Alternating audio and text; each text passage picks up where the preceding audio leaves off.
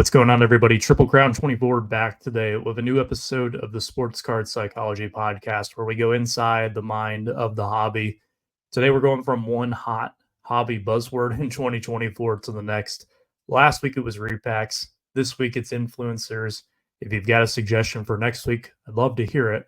But staying on topic today, like most episodes, this particular topic was influenced, if you will, by something that I saw on social media throughout the week. And I started thinking about it and I said, you know what?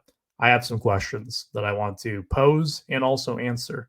This topic is no different. I was watching a sports card radio video that was called Same Old Influencers. And some of the points that they brought up, I thought, that's interesting. I want to expand more upon that.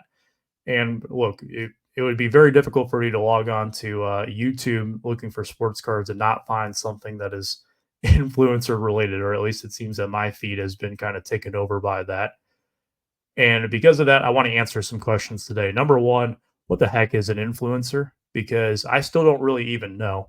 But I'm going to give you my best guess today and try to explain it and kind of explain what they do, what purpose do they serve, and also what are some things to keep in mind when we're talking about influencers. And if you engage with their content or you engage with content that may use their name, image, or likeness, for example.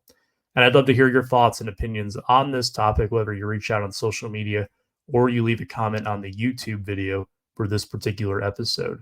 With that said, I think there's only one place to start, and that is for me to give you my Merriam-Webster style dictionary definition of what an influencer even is.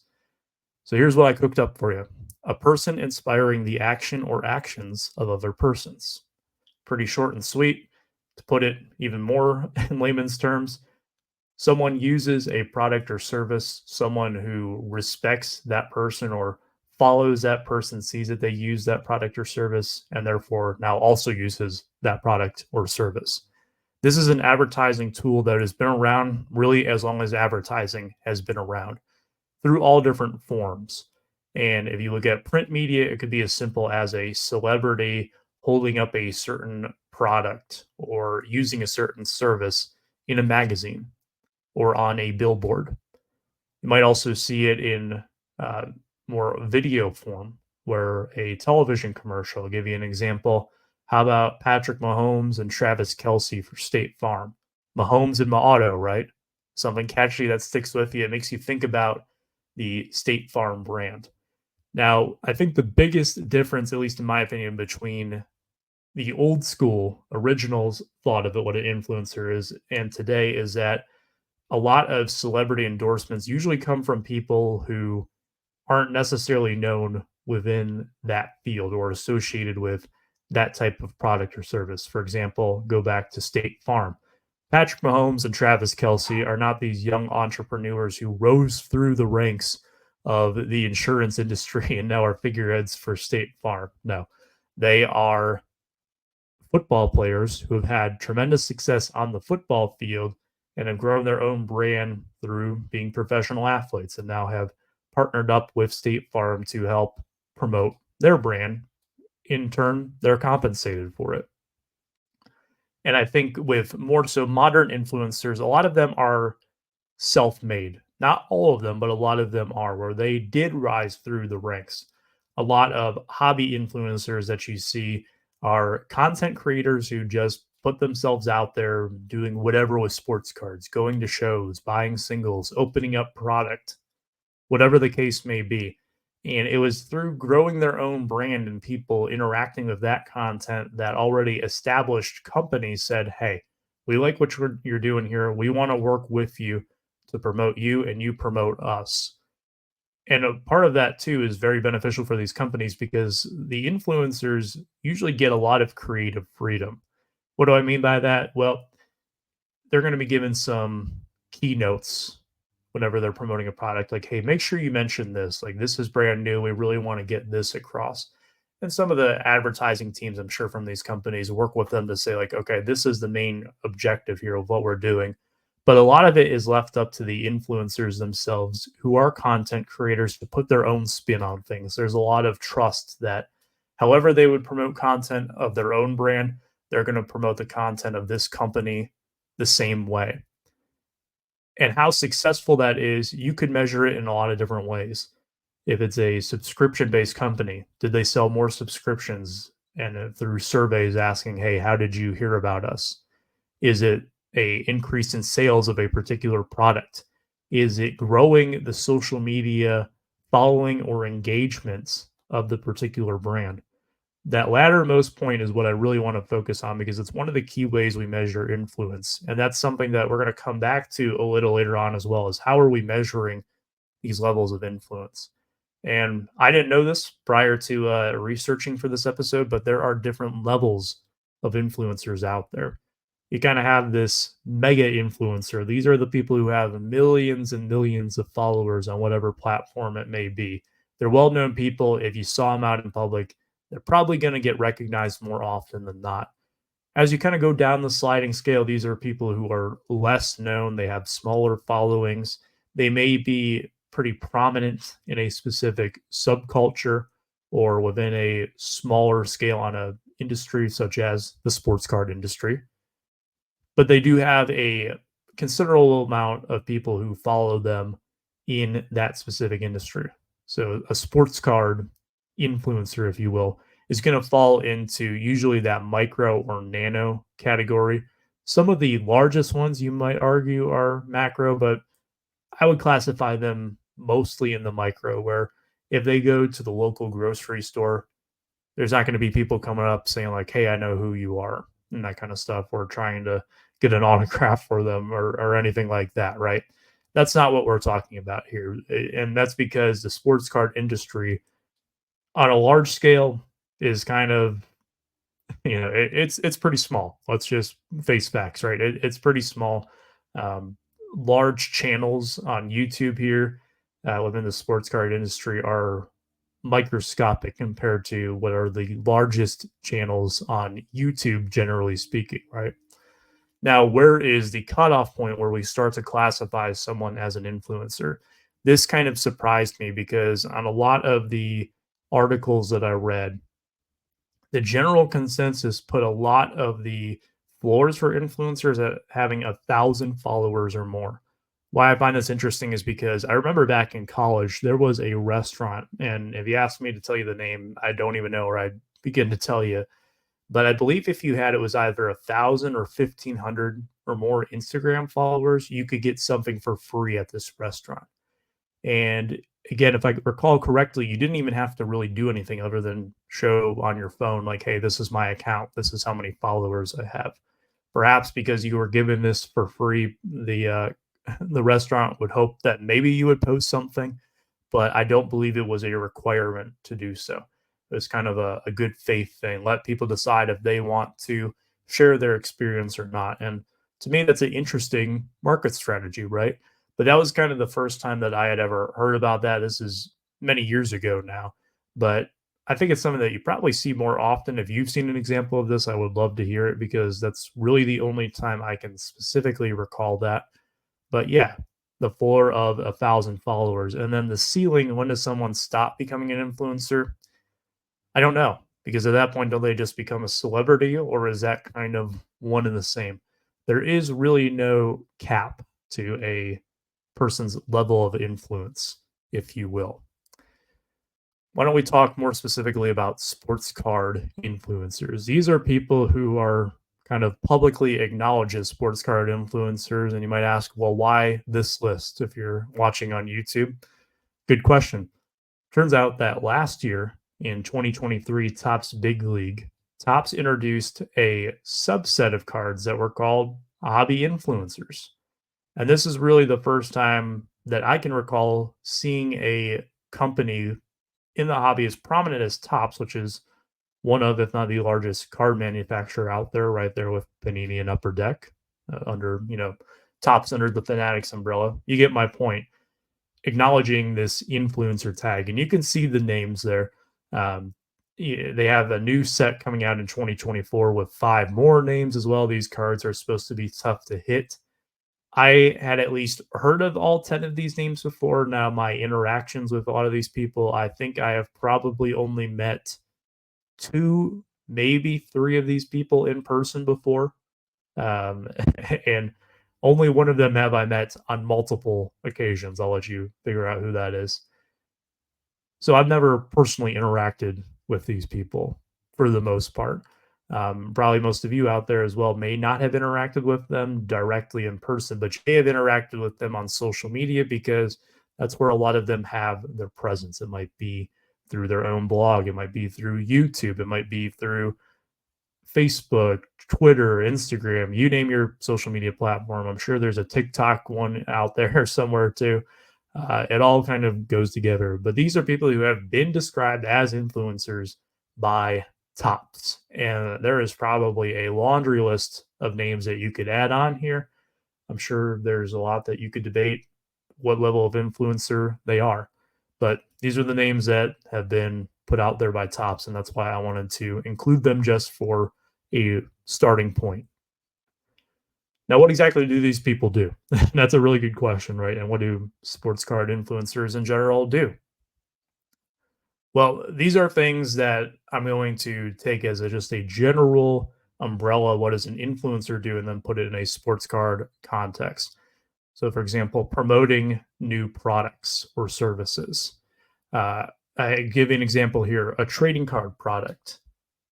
YouTuber X opens a 2023 Prism first off the line box. How many box breaks videos do you see on YouTube where people show these really expensive boxes that they're opening that the average person in the hobby can't afford to open or would never dream of opening because, well, you're probably going to get skunked a lot of times on them, these $1,000 plus boxes, even sometimes these $400 boxes on products like Illusions or Rookies and Stars or uh, name your favorite product.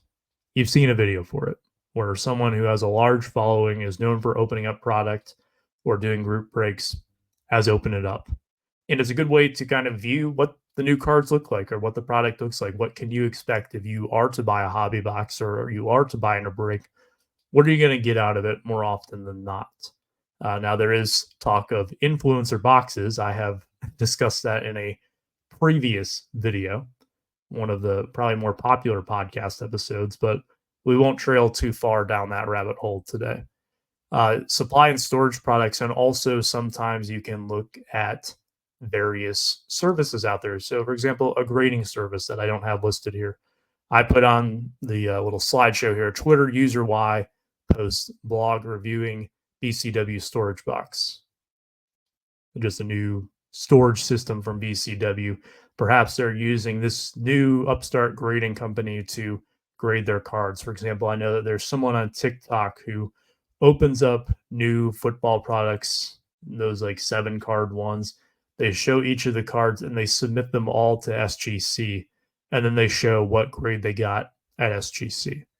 I don't know if SGC pays them to do that. No clue, but I could definitely see them wanting to do that. And then there's also specific single cards. And I think that this is where a lot of the, how should I put this? A lot of the ill will kind of gets put towards a lot of influencers because of their opinions on some of the singles out there. I have a few theories of why that is that I'll touch on momentarily. But the example I give is Instagram user Z shows Leo Carlson card and post. And then in the caption, they claim to be buying, or some of them will even say investing in his cards. You know, I'm buying up all these Leo Carlson young guns. I already have 100 of them. All you people out there are buying up Connor Bedard. Now, this guy here, this Leo Carlson, he's the real deal. He's the future of the Ducks. He's going to win them championships. I really believe in his cards. I'm getting them now while I can. And that might inspire someone to go out and buy Leo Carlson cards. Or the previous examples, use that grading company, buy that storage box, open up or join a break of that Prism box. These people performing these actions, using these products or services, are influencing those who watch them to also use those products or buy up those items, in some cases, single cards. And there's both pros and cons to this, as there naturally is with most things. The influencer, more often than not, is going to earn a commission. And oftentimes you will see it disclosed somewhere where in their bio, for example, on Twitter or Instagram, it may say that they could earn a commission from affiliate links, or the views expressed are my opinions and my opinions alone, or these views may not reflect the views of whoever their sponsor may be, right? Both pros and cons to that. But the positive of that is that the influencer, someone who you like, is going to be able to earn a bit of a commission. Maybe they get a cut of the sales that happen on a certain product if there's like a promo code involved, or there's just a general flat fee that is paid to them to promote a specific product. And that can expose that person's following of their brand to a product that they might not have previously considered. And a lot of times these influencers are viewed as ordinary people. Go back to the beginning. I told you that there was Patrick Mahomes and Travis Kelsey. They're kind of viewed as almost superhumans, right? These are guys who are these world class athletes. What makes them spectacular is that they can do things that the average person cannot on a football field. And in some cases, like for example, musicians, they have the vocals that are so impressive that the average person does not have that kind of vocal talent, right? Whereas influencers are more your average Joes. They're someone just like you and I. They don't necessarily have any special talents or something that they're extremely good at that makes them stand out, or they're almost supernatural. They're average Joes, for lack of a better term. And when you have a brand like that of an individual who is viewed as just an average person, in some sense, they are viewed as more trustworthy. And why is that? Is because they are relatable. People tend to have more trust in people that they can relate to. If something isn't viewed as realistic or obtainable, it's viewed as perhaps potentially staged or scripted. That does tend to take away from people's trust. It becomes more so as a source of entertainment. But when it's viewed as something that is authentic, raw commentary, that is going to be something that, generally speaking, people are going to gravitate towards because they feel that they can relate more to it. Now, on the downside of things, when someone's promoting a product or service, like I said earlier on, they're oftentimes given notes about it. And I can almost guarantee you one of the things out there is that you're not going to have any constructive criticisms or criticisms in general of the product. A lot of the influencers out there, you're not going to hear them say too many negative things about a product they're being paid to promote or endorse, because why would you pay someone to talk down your product? And if these reviews are overly positive, it could lead to a misconception or a different perception by the consumer that this product is really good, when in reality, it's not as it is all cracked up to be, right? It's not necessarily lying to them that, like, oh, yeah, this is great, but it could be omitting certain truths that may change their mind on a product. This product is great for this reason might be true, but it also might be simultaneously true that, yeah, these are real flaws that you should take into consideration. You also have to kind of consider where the message is coming from. If someone says that they may get a commission for promoting a certain product, you have to wonder how much of what they're saying comes from them and how much of what they're saying is coming from the company that they are working with. And it's going to really depend on how rigid the script is, so to speak, for promoting a certain product. Does this company want you to say something very specific? You're just there to deliver it, or is it more so free form? Like, hey, say what you will about it, and we'll go from there. These are just a few things we want you to hit on. It's going to depend on a case by case basis. And then there's the subject of self serving interest. And this last part, I think, is the one that could be the most detrimental, or at least in my opinion, where, say, for example, you have a single card that is being pumped, if you will, by a certain influencer. I'm buying up Trevor Lawrence. I'm buying up Desmond Ritter. I'm picking, this is my quarterback. I'm buying up all their cards. They're going to be great. You should buy up their cards too. The manufacturers aren't really benefiting from this, right? Because the products have already been sold. The cards are out of the packs at this point. Whatever they sell for now isn't really in the hands of Panini, Topps, Upper Deck. It's in the hands of whoever owns them on the secondary market. And you kind of have to wonder to yourselves, like, for example, there's a large card purchase that I just made recently. And oftentimes, if I am targeting something specific, I am hesitant to share that right away. Why is that? It's because I don't want to create competition for myself. If there's something that I truly believe that I want to buy up now that I think is undervalued, or it's something that I want for myself, I may not talk about it right away until I am done buying it. I'm going to take that chance that someone might see it and it gives them the idea that, hey, I should go after this too. Whereas if someone's already putting that out there and they're telling you that they're buying all this stuff, why would they create more competition for themselves? Right? I'm buying up all these Trevor Lawrences because I think that he's a great investment. He's going to have a bounce back season. They're going to go to the Super Bowl. Okay, why would you say that if you're still actively buying them? A lot of times they're already done buying them and now they're looking to sell them potentially. And they're pumping them up because, well, what cards do they have that they're looking to sell? Something to think about. And that ties into what kind of responsibility do influencers have, or really any content creator for that example.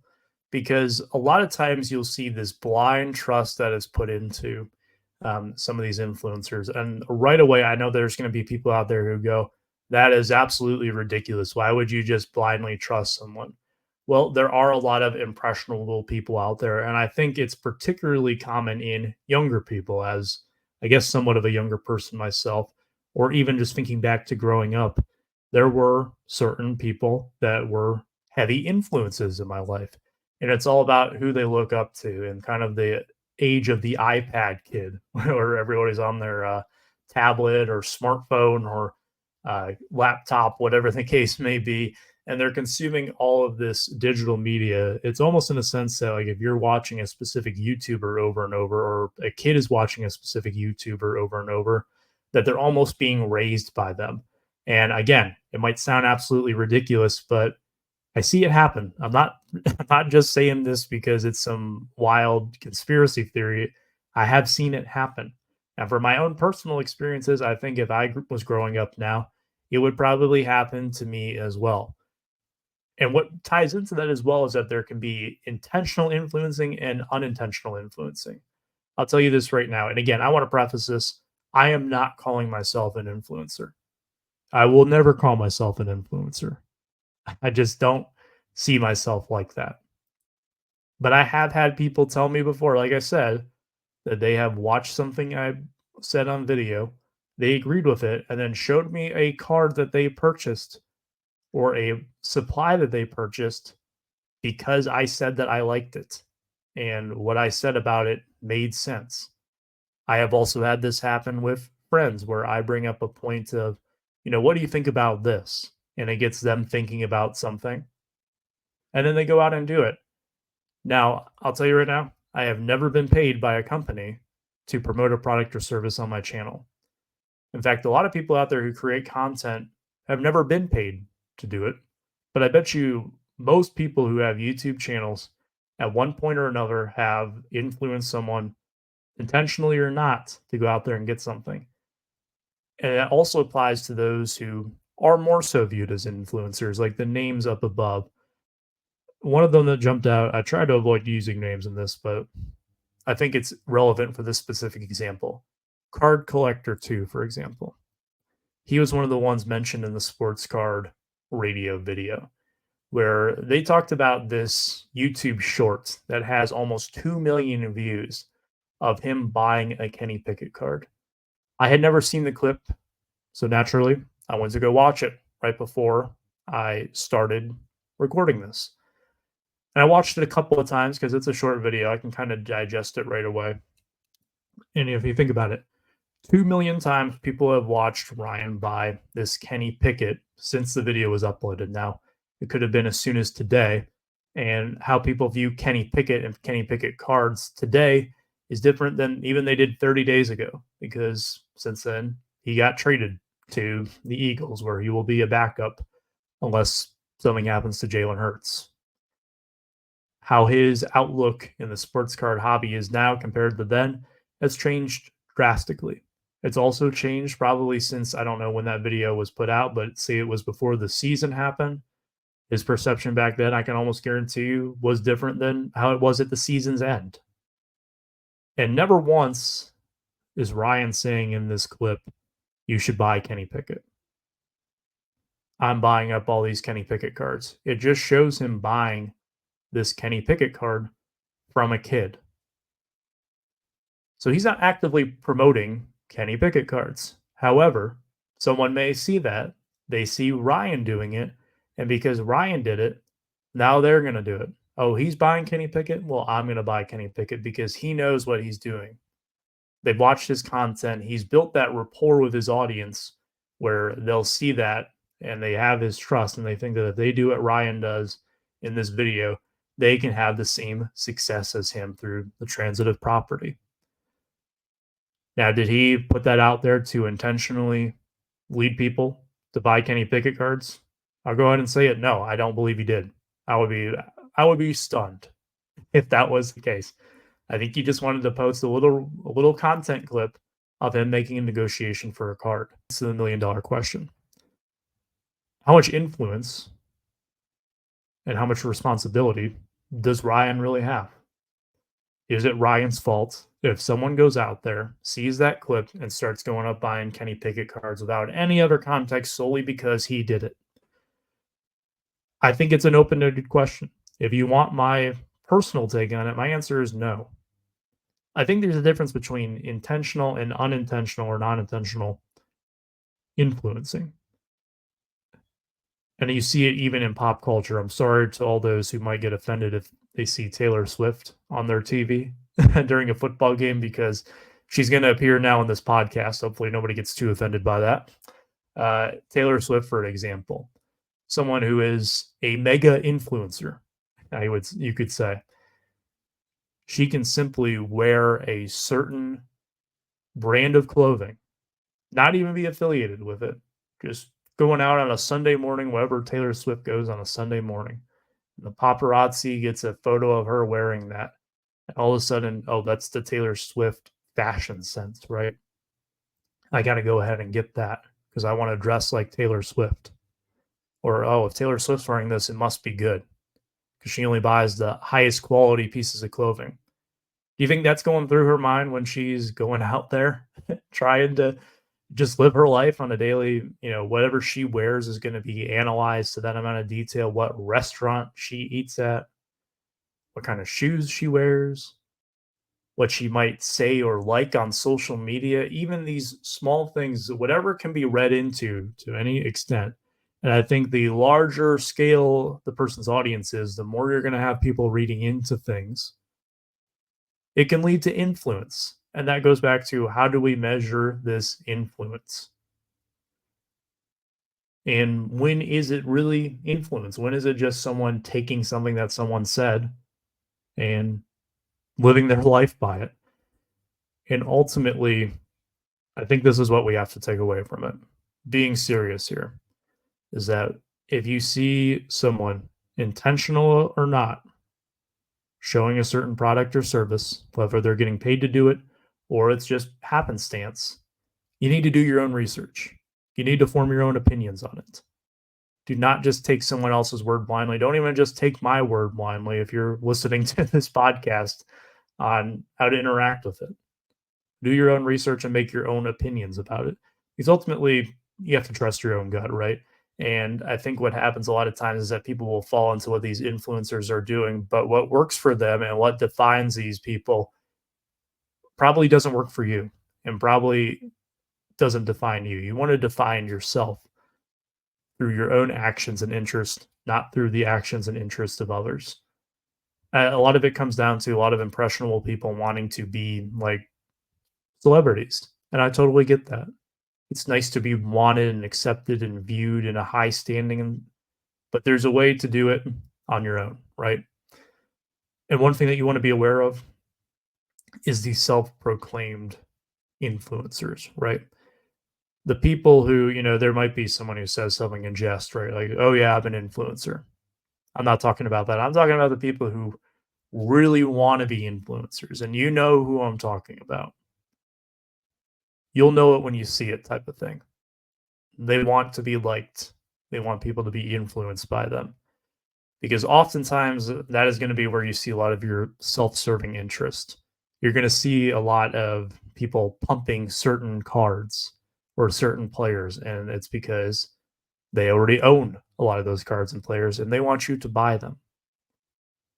Or there is something in it where they're not really looking out for you, they're looking out for themselves. And ultimately, it's going to break some hearts, but these influencers don't know who you are as an individual more often than not. Maybe you've met them before, but when they're speaking in a video or a post or whatever, it's not specifically geared towards you. It can feel like that sometimes reading something that it is geared towards you. I totally can empathize with that, but it's not the case. And I think as consumers, we have to take some accountability for our own. If you blindly follow what someone else says, I'm sorry. You really shouldn't do that. You can't just say like, "Oh yeah, I saw this Card Collector 2 video and now I'm going to go out buying a bunch of Kenny Pickett stuff." And if Kenny Pickett fails, then I'm going to blame Ryan for posting that video. That to me sounds ridiculous. And if you disagree, I'd love to hear it, but in my opinion that sounds ridiculous. You made the decision to go after it yourself. And I mean, you have to take some accountability because if you don't, then you're not going to grow, right? Again, if you do your own research and form your own opinions, it's really what it ultimately is going to come down to making a decision. And you have to kind of keep that responsibility within yourself.